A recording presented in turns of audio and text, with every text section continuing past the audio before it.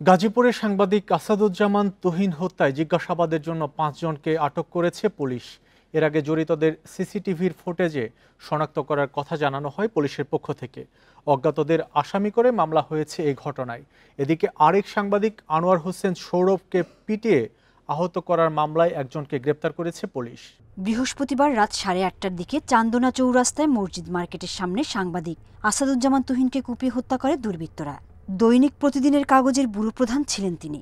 একটি ঘটনার ভিডিও ধারণের জেরে এ হত্যাকাণ্ড বলে জানা গেছে। চান্দনা চৌরাস্তায় এক নারী ও তার চক্রের সদস্যরা এক ব্যক্তিকে টার্গেট করেন। উৎপেতে থাকা চক্রের অন্য সদস্যরা তাকে ধাওয়া করে। পরে দেশীয় অস্ত্র দিয়ে তাকে আঘাত করা হয়। এ সময় সাংবাদিক তুহিন সেই ভিডিও চিত্র ধারণ করতে গেলে চক্রের সদস্যরা তাকে ধাওয়া করে কুপিয়ে হত্যা করে। ঘটনার সিসিটিভি ফুটেজ সংগ্রহ করেছে পুলিশ। এরই মধ্যে শনাক্ত করা হয়েছে জড়িতদের। সিসিটিভির ফুটেজে আমরা ঘাতকদেরকে আইডেন্টিফাই করতে পেরেছি। তদন্তের প্রয়োজনে আমি নামগুলো ডিসক্লোজ করতে পারছি না। আমরা আশা করি অচিরে এদেরকে আমরা গ্রেফতার করতে পারবো, তবে প্রকৃত সত্যটি আপনাদের কাছে উপস্থাপিত হবে। এদিকে বাংলাদেশের আলো পত্রিকার গাজীপুর প্রতিনিধি আনোয়ার হোসেন সৌরভের উপর হামলার ঘটনায় মামলা করেছেন তার মা আনোয়ারা বেগম। সাংবাদিক তুহিনকে হত্যা এবং সৌরভের উপর হামলার প্রতিবাদে গাজীপুর প্রেস ক্লাবের সামনে মানববন্ধন করেছেন গণমাধ্যম কর্মীরা। দ্রুততম সময়ে জড়িতদের শাস্তির দাবি জানিয়েছেন তারা। প্রতিবাদে কিশোরগঞ্জ, খাগড়াছড়ি সহ বিভিন্ন জেলায়ও মানববন্ধন করেছেন সাংবাদিকরা। সোহেলি জাহান, ইন্ডিপেন্ডেন্ট নিউজ। এ নিয়ে আরও জানবো। গাজীপুর থেকে যুক্ত হচ্ছেন সহকর্মী আবুল হাসান। আবুল হাসান, যে ৫ জনকে আটক করা হয়েছে জিজ্ঞাসাবাদের জন্য, তারা কি আসলে তাদের ছবি সিসিটিভি ফুটেজে দেখা গিয়েছে কিনা, আর এই ঘটনায় পুলিশ কি বলছে, এর পেছনে কি কি কারণ খুঁজে পেয়েছে এখন পর্যন্ত?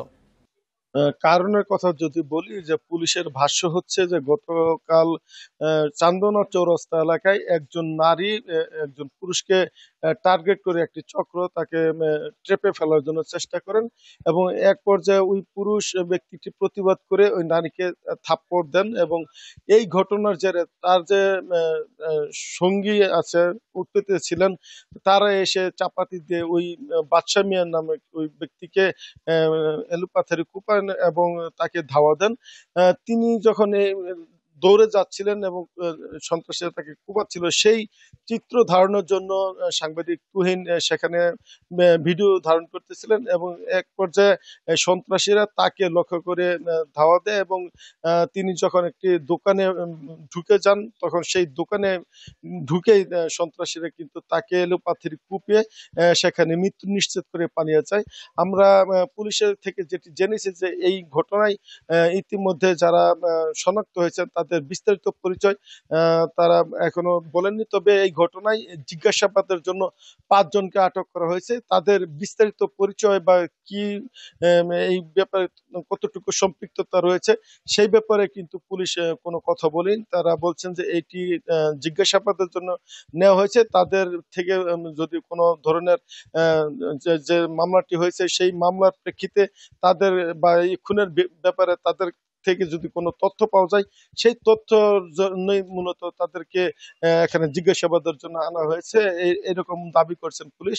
এবং আপনি জনকে পুলিশ জিজ্ঞাসাবাদের জন্য আটক করেছে, তাদের পরিচয় জানতে পেরেছেন কিনা, তাদের সাথে কোনো রাজনৈতিক সম্পৃক্ততা আছে কিনা?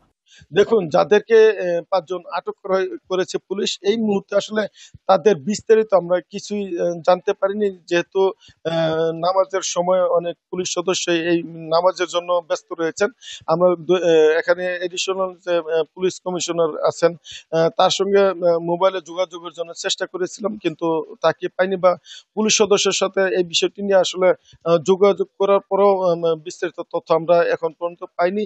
শুধুমাত্র তাদেরকে জিজ্ঞাসাবাদের জন্য আটক করা হয়েছে এরকম তথ্য আমরা পেয়েছি।